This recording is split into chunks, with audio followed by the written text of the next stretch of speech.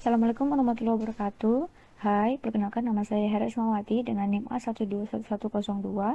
Jadi di video kali ini saya akan menjelaskan materi mengenai kajian lingkungan hidup yang dimana kajian lingkungan hidup ini merupakan pola ilmiah pokok atau PIP dari Universitas Tadulako. Nah, tapi sebelum kita membahas lebih jauh tentang kajian lingkungan hidup, pertama kita coba pahami dulu apa sih itu pola ilmiah pokok, apa sih pola ilmiah pokok itu, apa sih PIP itu gitu. Nah, jadi pola ilmiah pokok atau PIP di sini merupakan bisa kita katakan merupakan jati diri atau suatu hal yang membedakan suatu universitas dengan universitas lainnya. Jadi setiap universitas pasti memiliki pola ilmiah pokok yang berbeda-beda karena latar belakangnya juga berbeda-beda. Latar belakang dalam hal ini seperti cita-cita yang berbeda, uh, latar belakang yang berbeda, lalu tujuan yang berbeda-beda, potensi yang berbeda-beda, seperti itu. Nah, PIP ini sendiri telah dicetuskan untuk di Indonesia. PIP ini sendiri telah dicetuskan sejak tahun 1975 yang dimana bertujuan untuk memberikan warna atau karakter ciri khas pada pengembangan pendidikan di setiap perguruan tinggi seperti itu. Lalu untuk di Universitas Tadulako sendiri PIP ini uh, telah ada sejak tahun 1982 yang dimana dipilih kajian lingkungan hidup sebagai uh, pola ilmiah pokok untuk Universitas Tadulako. Jadi kajian lingkungan hidup ini sendiri merupakan pola ilmiah pokok Universitas Tadulako sejak tahun 1982 hingga sekarang ini. Nah, di sini kita akan di video ini kita akan membahas lebih dalam tentang pola ilmiah pokok yang ada di Universitas Tadulako yaitu kajian lingkungan hidup. Jadi apa sih kajian lingkungan hidup itu? Kajian lingkungan hidup itu sendiri dapat kita katakan sebagai segala sesuatu yang ada di sekitar kita, entah itu abiotik atau biotik, fisik, binaan dan lain sebagainya. Segala sesuatu yang ada di lingkungan hidup kita, entah itu makhluk hidup, entah itu benda mati, yang dimana saling berinteraksi satu sama lain, yang dimana mereka saling berinteraksi satu sama lain. Jadi dapat kita katakan kajian lingkungan hidup di sini merupakan ilmu yang mempelajari tentang bagaimana makhluk hidup itu berinteraksi dengan lingkungannya. Bagaimana makhluk hidup itu berinteraksi dengan komponen-komponen dengan sekitarnya, dengan komponen-komponen lain di lingkungan mereka. Lalu lalu bagaimana mereka itu saling mempengaruhi satu sama lain. Lalu lanjut, nah di sini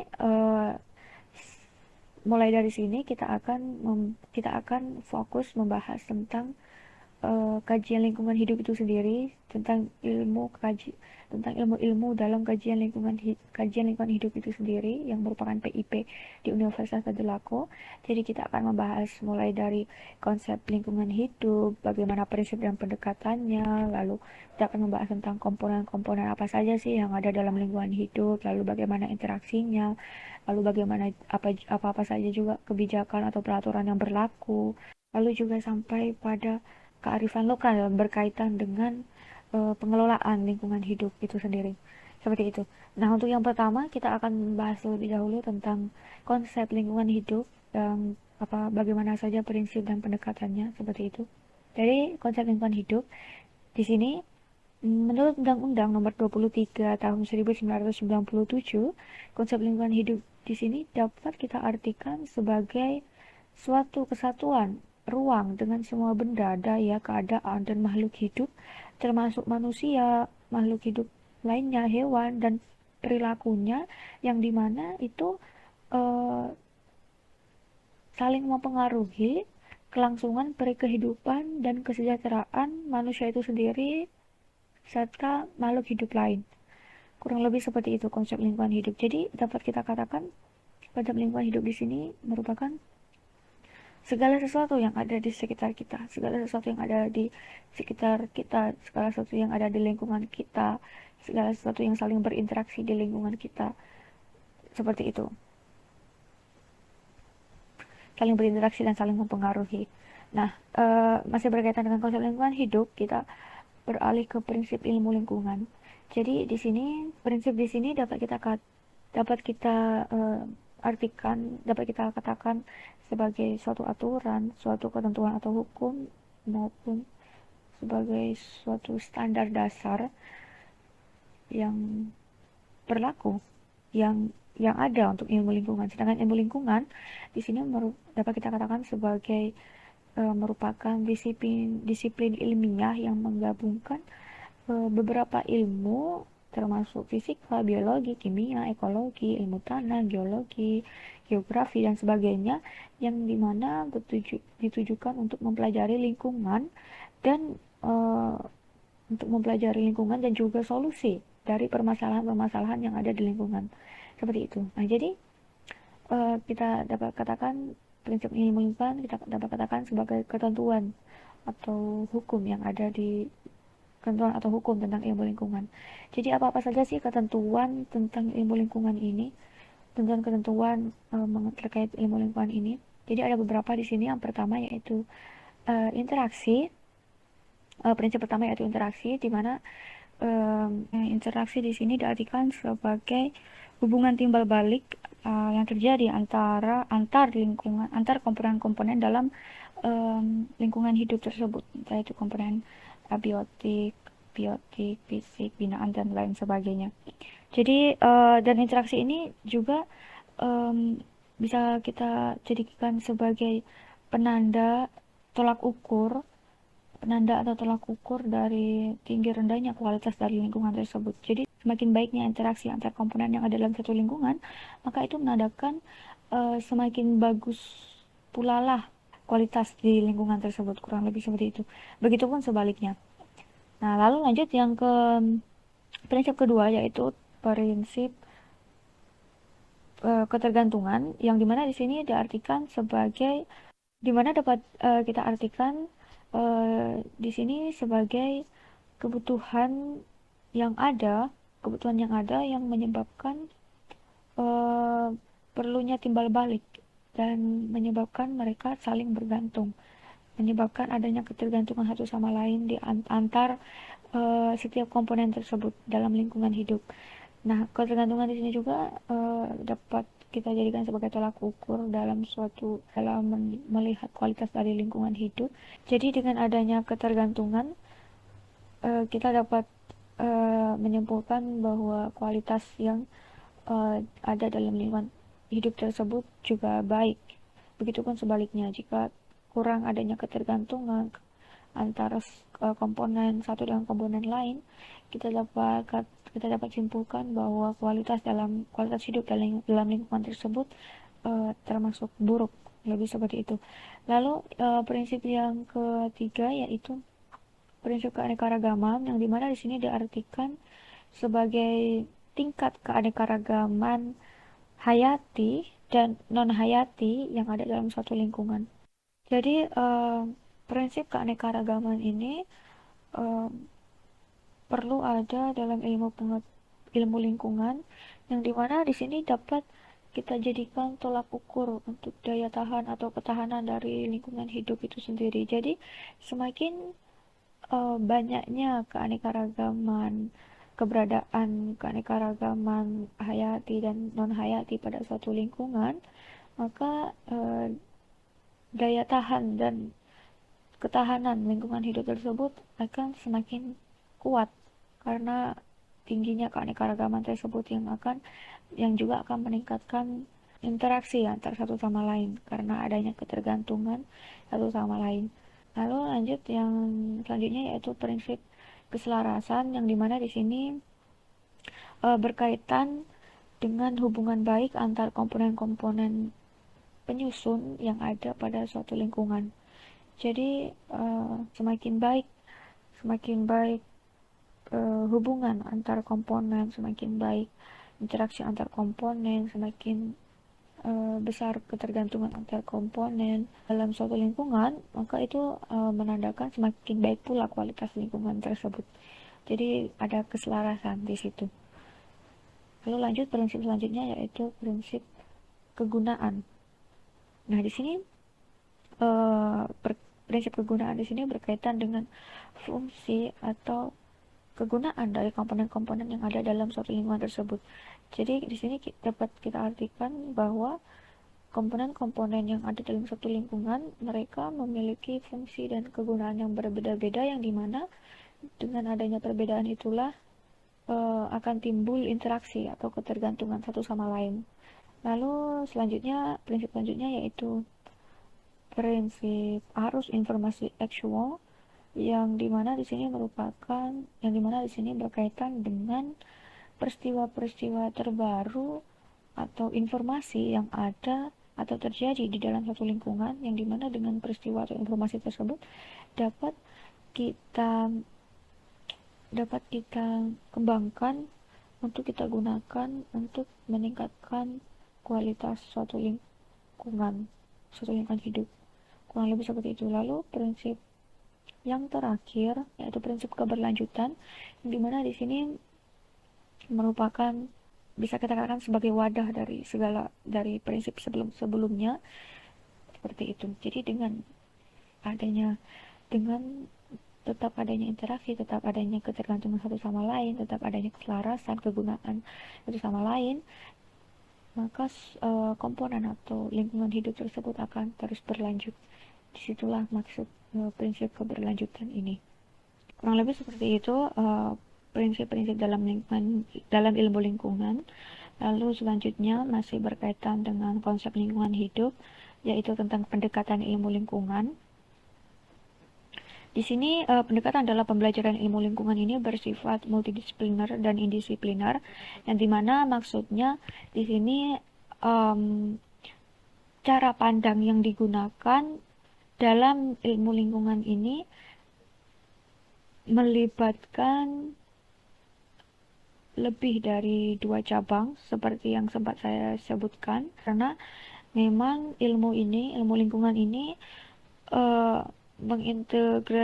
mengintegrasikan tidak hanya pada alam saja, namun juga beberapa cabang ilmu yang berhubungan dengan kehidupan manusia serta kaitannya dengan berbagai aspek lingkungan masyarakat seperti sosiologi, ekonomi, studi budaya, politik, antropologi, dan lain sebagainya. Lanjut, setelah membahas tentang konsep dari lingkungan hidup, prinsip dan pendekatannya, sekarang kita berpindah ke komponen lingkungan hidup dan interaksinya. Nah, jadi seperti yang kita ketahui bahwa komponen lingkungan hidup ini apa sih? Komponen lingkungan hidup ini kan segala sesuatu yang ada dalam lingkungan hidup, segala bagian-bagian yang ada dalam lingkungan hidup yang dimana mereka saling bekerja sama, saling mempengaruhi satu sama lain. Kurang lebih seperti itu. Nah, di sini komponen lingkungan hidup ini kita bagi uh, dapat kita bagi secara garis besar menjadi 3 bagian, yaitu lingkungan hidup alami, lingkungan binaan, dan lingkungan sosial budaya. Nah, lingkungan hidup alami ini dibagi lagi menjadi 2, yaitu lingkungan biotik dan lingkungan abiotik atau fisik. Akhirnya interaksi. Jadi komponen-komponen pembentuk suatu lingkungan hidup ini kan ada banyak. Ada 3 tadi secara garis besar. Nah, mereka semua ini saling berinteraksi satu sama lain, sehingga terjalinlah yang namanya prinsip yang sempat saya jelaskan tadi. Ada prinsip interaksi, prinsip ketergantungan, lalu dengan adanya itu maka prinsip keberlanjutan pun akan tercipta. Jadi dengan adanya interaksi maka keberlanjutan lingkungan hidup ini akan terus ada. Jadi interaksi sangat dibutuhkan di sini untuk lingkungan hidup itu terus ada dan terus berlanjut seperti itu. Nah, jadi dapat kita lihat di sini ada lingkungan alam, interaksi terkait lingkungan alam seperti interaksi sama komponen biotik, interaksi sesama komponen abiotik, atau bahkan interaksi antar komponen biotik dan abiotik. Lalu juga interaksi antar sosial budaya dan binaan terhadap alam juga. Nah, saya berikan contohnya satu persatu. Di sini contoh dari interaksi sesama komponen biotik. Seperti contoh komponen biotik ini kan seperti yang saya sebutkan sebelumnya merupakan hal-hal yang bersifat biotis atau hidup kayak manusia, hewan, tumbuhan seperti itu. Nah, contoh dari interaksi sesama komponen biotik di sini contohnya seperti keberagaman tumbuhan yang mempengaruhi keberadaan hewan. Nah, jadi maksudnya di sini sudah sangat jelas ya, semakin beragam tumbuhan, semakin banyak jenis tumbuhan, maka keberagaman hewan pun akan semakin banyak, akan semakin beragam. Kurang lebih seperti itu. Nah, lalu untuk interaksi sama komponen abiotik ini, sama komponen abiotik ini kan uh, komponen yang bersifat tidak hidup atau mati. Nah, contohnya di sini seperti jenis tanah yang dipengaruhi oleh iklim dan bahan atau bahan induk. Jadi jenis tanah yang merupakan komponen abiotik dipengaruhi oleh iklim dan batuan induk yang ada di situ. Jadi iklimnya bagaimana, jenis tanahnya akan mengikuti, kurang lebih seperti itu. Iklim dan jenis tanah ini merupakan komponen abiotik. Jadi interaksi antar sesama komponen abiotik. Lalu selanjutnya interaksi antar komponen biotik dan abiotik. Contohnya seperti uh, suhu udara yang dipengaruhi oleh keberadaan tumbuhan. Jadi suhu udara ini kan komponen abiotik, tumbuhan ini kan komponen biotik. Jadi um, contohnya semakin banyaknya, kayak misalkan jika semakin banyaknya pohon di suatu tempat, suhu udara di sekitar itu juga akan semakin sejuk. Begitupun sebaliknya, jika kurang adanya pohon, suhu udara juga akan terpengaruh, mungkin agak lebih panas seperti itu. Jadi saling mempengaruhi satu sama lain. Lalu bagaimana dengan sosial budaya dan binaan dan terhadap alam? Jadi sosial budaya di sini kan sempat saya jelaskan tadi interaksi antar manusia mungkin. Jadi kita ambil contoh saja apabila interaksi antar manusia dalam hal ini buruk, misalkan terjadi peperangan ini kan termasuk contoh dari interaksi buruk antar sesama manusia. Jadi contohnya peperangan. Nah, peperangan ini yang merupakan komponen sosial budaya akan mempengaruhi alam, karena dengan perang alam juga akan terpengaruh. Misalkan dengan adanya bom, mungkin alam juga akan terpengaruh, pasti akan rusak. Peperangan menyebabkan kerusakan alam, sudah sangat jelas. Lalu bagaimana dengan komponen binaan terhadap alam? Nah, untuk ini sudah sangat jelas ya, apabila contohnya saja, contoh komponen binaan tadi kan ada kegiatan reboisasi. Nah, dengan adanya komponen binaan itu sangat mempengaruhi alam.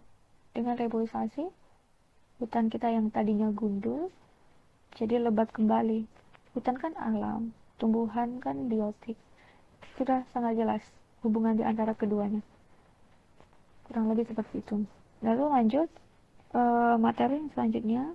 Setelah membahas tadi tentang komponen-komponen dan interaksinya, lalu materi yang selanjutnya yaitu tentang peraturan dan kebijakan terkait lingkungan. Jadi peraturan-peraturan apa saja sih, kebijakan-kebijakan apa saja sih ya, terkait lingkungan yang ada di Indonesia khususnya. Nah, di sini kita lihat peraturan dan kebijakan terkait lingkungan. Daftar peraturan di bidang lingkungan hidup. Untuk di Indonesia sendiri saya berikan 2 contoh peraturan atau kebijakan terkait lingkungan yang ada di Indonesia. Yang pertama yaitu ada dalam Undang-Undang Nomor 32 Tahun 2009 tentang Perlindungan dan Pengelolaan Lingkungan Hidup atau PPLH. Yang kedua yaitu Peraturan Daerah atau Perda. Nah, di sini peraturan daerah atau Perda ada beberapa contohnya saya taruh di sini. Ada beberapa contoh mungkin pasal-pasalnya atau aturan-aturannya dalam beberapa kategori. Ada di sini kategori AMDAL atau izin lingkungan.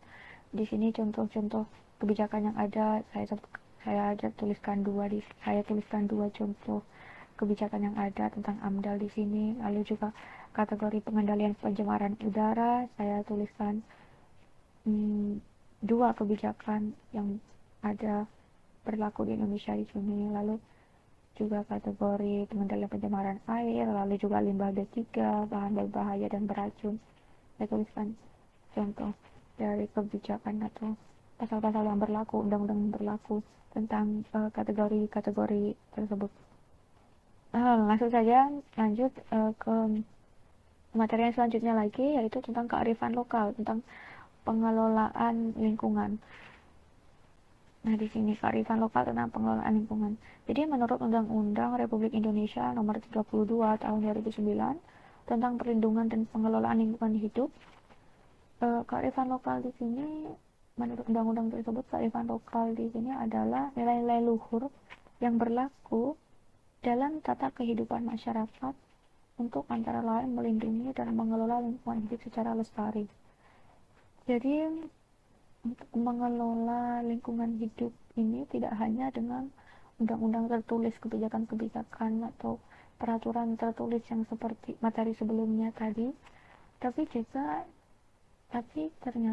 kearifan lokal juga ternyata berpengaruh terhadap pengelolaan lingkungan. Contohnya seperti di gambar di samping, di sini ada gambar subak di Bali, yang dimana mungkin konsep awalnya mungkin karena daerah yang berlereng, jadi perlu dibentuk berundak seperti ini agar pembagian air yang merata, alasan awalnya. Tapi ini sudah menjadi kearifan lokal di daerah itu, yang dimana kearifan lokal ini berkaitan dengan pengelolaan lingkungan.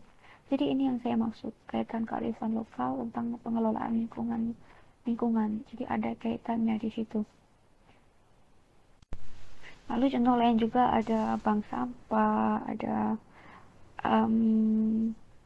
ruatan desa, yang dimana ruatan desa di sini merupakan tradisi tradisional untuk bersih-bersih desa agar desa tersebut terhindar dari malapetaka dan masyarakat diberikan kesejahteraan serta kecukupan rezeki.